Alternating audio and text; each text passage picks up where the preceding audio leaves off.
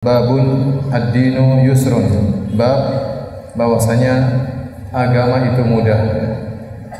Kemudian Imam Al-Bukhari berkata, wa qaulun Nabi sallallahu alaihi wasallam, dan sabda Nabi sallallahu alaihi wasallam, ahabbud dini ila Allah al-hanifiyyatu samha. Agama yang paling dicintai oleh Allah adalah yang al-hanifiyah, yaitu agamanya Nabi Ibrahim yang jauh dari kesyirikan, condong kepada tauhid. Dan as-samha artinya yang mudah. As-samha artinya mudah. Wa qaulu Nabi sallallahu alaihi wasallam, dan perkataan Imam Al-Bukhari tentang sabda Nabi, ahabbud din ila Allah al-hanifiyatu samha. Hadis ini hadis yang sahih. Tetapi Imam Al-Bukhari membawakannya secara muallaq, tidak menyebutkan sanadnya secara utuh, ya. Karena hadis ini meskipun sahih tapi dia tidak sesuai dengan persyaratan Imam Al-Bukhari. Derajat kesahihannya tidak sesuai dengan kriteria Imam Al-Bukhari. Ini kita akan dapat di dalam banyak bab-bab yang termaktub dalam Sahih Al-Bukhari. Imam Al-Bukhari terkadang setelah bab dia menyebutkan sebuah hadis. Hadis tersebut hadis yang sahih, tetapi tidak sesuai dengan kriteria persyaratan Sahih Al-Bukhari, karena persyaratannya ketat. Sehingga meskipun hadisnya sahih, karena tidak sesuai dengan kriteria Imam Bukhari, maka tidak dibawakan dalam sanad yang utuh, tapi dia dibawakan secara muallaq, yaitu hadis cuma dipotong, tidak disebutkan sanadnya secara utuh, hanya disebutkan hadisnya saja, ya. Kemudian beliau berkata, qala haddatsana Abdus Salam bin Mutahhar qala haddatsana Umar bin Ali an Ma'an bin Muhammad Al-Ghifari an Sa'id bin Abi Sa'id Al-Maqburi an Abi Hurairah radhiyallahu taala anhu an Nabi sallallahu alaihi wasallam qala. Dari Abu Hurairah dari Nabi sallallahu alaihi wasallam, beliau berkata, innad dina yusrun, sungguhnya agama ini adalah mudah. Walan yushadad dina illa ghalabah, dan tidak ada orang yang melawan agama atau mempersulit agama kecuali dia akan dikalahkan oleh agama, dia akan terdominasi. Fasaddidu wa qaribu, maka berusaha tepatlah dalam beragama. Kalau tidak tepat, wa qaribu, maka berusahalah menuju pada kedekatan, ketepatan. Wa abshiru, bergembiralah, wasta'inu bil ghaudati war rauhati wa syai'in minad duljah, dan jadikanlah penolong bagi kalian untuk beribadah di waktu al-ghadwah. Al-ghadwah artinya waktu di awal pagi hari, yaitu setelah subuh sampai sebelum terbit matahari. War rauhah adalah waktu berjalan setelah zuhur, dan duljah adalah waktu berjalannya musafir tatkala di malam hari. Baik, apa maksud hadis ini? Hadis ini menjelaskan bahwasanya agama adalah mudah, ya. Dan terlalu banyak dalil yang menunjukkan agama itu mudah. Agama ini mudah tapi tidak dimudah-mudahkan. Agama ini mudah tapi tidak dimudah-mudahkan. Agama ini fleksibel tapi tidak digampang-gampangkan. Di antara dalil yang menunjukkan agama itu mudah, seperti firman Allah Subhanahu wa taala, yuridullahu bikumul yusra wa la yuridu bikumul usra, dalam surat Al-Baqarah ayat 185. Allah menghendaki kemudahan bagi kalian dan Allah tidak menghendaki kesulitan bagi kalian. Demikian juga Allah berfirman, wa ma ja'ala 'alaikum fid dini min haraj millata abikum Ibrahim, dan Allah tidak menjadikan untuk kalian dalam agama kesempitan. Itulah agamanya Nabi Ibrahim alaihissalam. Demikian juga dalam hadis-hadis Nabi SAW. Contoh Rasulullah SAW bersabda, Inna Allah yuhibbu an tu'ta rukhasuhu kama yuhibbu an tutrak ma'siyatuh. Sungguhnya Allah itu suka jika rukhsah, keringanan yang Allah beri dikerjakan, sebagaimana Allah suka jika maksiatnya ditinggalkan. Berarti kalau ada rukhsah, kita berusaha ambil, karena Allah suka rukhsah, keringanan yang Allah berikan kita ambil, sebagaimana Allah suka kalau maksiat ditinggalkan. Dalam hadis yang lain kata Nabi SAW, Inna Allah yuhibbu an tu'ta rukhasuhu kama yuhibbu an tu'ta azaimu. Sungguhnya Allah suka untuk dikerjakan rukhsah-rukhsahnya, keringanan-keringanannya, sebagaimana Allah suka jika dikerjakan azimahnya. Azimah itu hukum asal, rukhsah itu keringanan. Contoh, salat duhur 4 rakaat, itu namanya azimah, hukum asal. Kemudian tatkala kita bersafar, maka menjadi berapa rakaat? 2 rakaat. 2 rakaat namanya rukhsah. Contoh azimah adalah berwudu. Tatkala tidak ada air, maka jadi apa? Tayammum. Tayammum namanya rukhsah. Berwudu namanya azimah, ya. Nah, Allah suka jika rukhsahnya dikerjakan sebagaimana Allah suka tatkala azimahnya dikerjakan. Hal ini ditekankan oleh Nabi agar kita tidak ragu-ragu untuk melaksanakan rukhsah yang Allah berikan. Ya. Oleh karenanya persangkaan sebagian orang bahwasanya semakin susah pahalanya semakin besar itu tidak harus demikian. Bahkan Rasulullah SAW suka kalau memang ada perkara yang mudah, maka Rasulullah SAW suka perkara yang mudah. Seperti dalam hadis kata Aisyah radhiyallahu taala anha, "Ma khuyyira Rasulullah sallallahu alaihi wasallam baina amrayni faqat illa akhadha aisarahuma." Tidaklah Nabi diberi pilihan tentang dua perkara kecuali Nabi pasti akan mengambil yang paling ringan di antara dua perkara tersebut. Malam yakun itsman, selama tidak dosa. Fa in kana itsman, kalau ternyata itu dosa, kana ab'adan nasi minhu, maka Nabi sangat jauh dari perkara tersebut. Oleh karenanya kalau dua pilihan yang mudah, Rasulullah SAW pasti milih yang mudah. Karena Rasulullah SAW tidak ingin merepotkan umatnya. Makanya ibadah disebut dengan taklif. Taklif itu pembebanan. Namanya kita beribadah pembebanan. Ya. Maka kalau ada keringanan kita terima. Hadiah dari Allah Subhanahu Wa Taala keringanan tersebut. Allah suka kalau kita terima keringanan tersebut. Makanya Nabi SAW selama bersafar tidak pernah diriwayatkan beliau sholat 4 rakaat. Beliau selalu sholat 2 rakaat.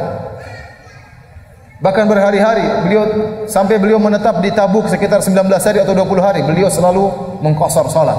Dari berangkat dari Madinah sampai balik kota Madinah beliau selalu mengqasar sholat. Beliau tidak pernah mengitmam menyempurnakan sholat. Selalu 2 rakaat. Ya.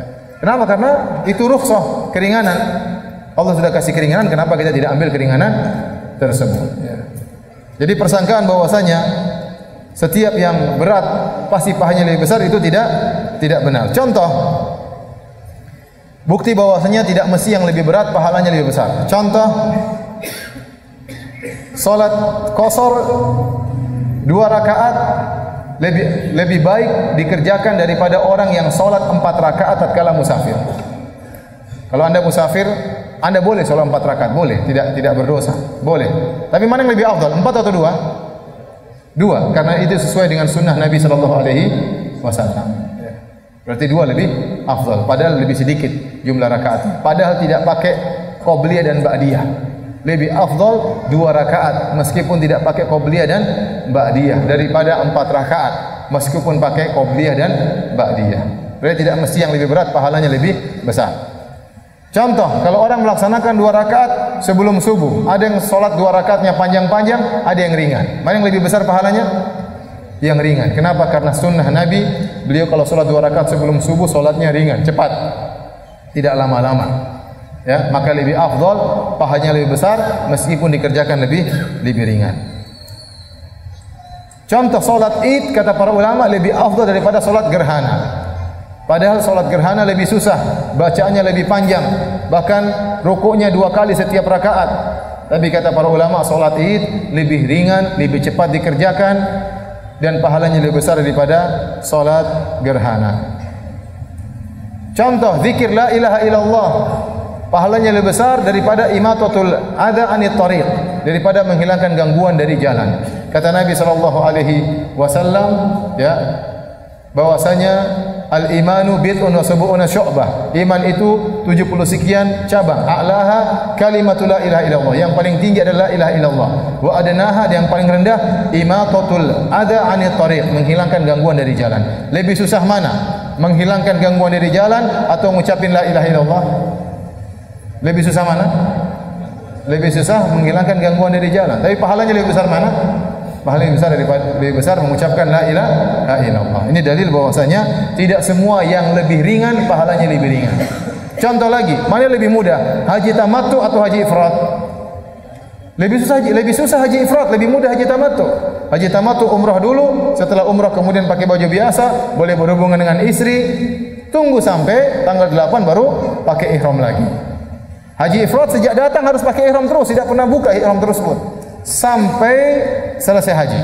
Lebih susah haji ifrad, lebih enak haji tamattu, maka dikatakan ada mut'ah, ada kesenangan di situ, ada mudahnya. Tetapi para ulama mengatakan lebih afdal haji tamattu daripada haji ifrad, padahal pekerjaan lebih mudah daripada haji ifrad.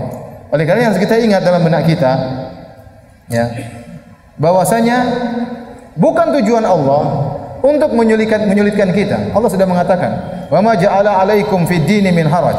Allah tidak menjadikan dalam agama ini kesulitan. Tidak. Makanya ada kaidah al-masyaqqah tajlibu taysir. Kalau ada kesulitan maka akan mendatangkan kemudahan. Idza daqat ittasa'at. Kalau sempit maka dipermudah oleh Allah Subhanahu wa taala. Tidak ada air maka silakan bertayamum. Ya, mudah. Ada kemudahan dari Allah Subhanahu wa taala. Dan demikianlah agama ini. Jadi jangan terbetik dalam benak kita semakin susah pahalanya semakin besar. Tidak harus demikian. Tidak harus demikian. Banyak perkara-perkara yang ternyata lebih mudah pahalanya ternyata lebih besar. Dalam satu hadis dari Ibnu Abbas radhiyallahu ta'ala anhuma, anna Nabiy sallallahu alaihi wasallam lamma balaghahu anna ukhta Uqbah bin Amir nadarat an tahujja masyiyah. Telah sampai kabar kepada Nabi sallallahu alaihi wasallam bahwasanya saudarinya Uqbah bin Amir bernadar untuk berhaji jalan kaki, ingin berhaji jalan kaki. Maka Nabi berkata, "Innallaha la ghaniyyun an nadriha murha faltarkab." Kata Nabi, Allah tidak butuh dengan nadarnya.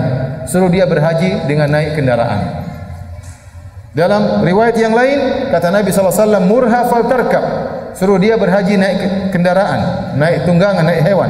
Fa inna Allah azza wa jalla an ta'dhibi ukhtika nafsaha la ghaniyun. Sungguhnya Allah tidak butuh dengan penyiksaan saudaramu terhadap dirinya. Allah tidak butuh dia siksa dirinya dengan berhaji jalan kaki. Ya. Ini semakin menjelaskan kepada kita Allah tidak bermaksud menyulitkan kita. Kalau ada yang sulit kita jalani, tapi jangan kita sulitkan diri kita. Jangan kita menjebak diri kita dalam kesulitan. Kalau ada kesulitan kita hadapi. Ya. Para hadirin dan hadirat yang dirahmati oleh Subhanahu wa taala, kemudian Nabi SAW berkata, "Walan yushadad dina illa ghalabah." Tidaklah ada seorang yang bersusah-susah dalam agama, mempersulit diri dalam beragama, kecuali dia pasti akan kalah, dikalahkan oleh agama. Dia pasti terputus. Ya. Apa kata Ibnul Munayyir? Dia mengatakan, wa fi hadzal hadits alamun min alamin nubuwah. Dalam hadis ini terdapat mukjizat Nabi sallallahu alaihi wasallam. Faqad ra'ayna wa ra'an nasu qablana anna kulla mutanatti'in fid dini yanqati'. Sungguh kami telah melihat dan orang-orang sebelum kami juga telah melihat, setiap orang yang berlebih-lebihan suatu saat dia pasti terputus. Dia pasti terputus. Terlalu ekstrim, terlalu berlebih-lebihan. Terlalu kencang ya. Oleh karenanya dalam beragama jangan berlebih-lebihan. Ikut aturan.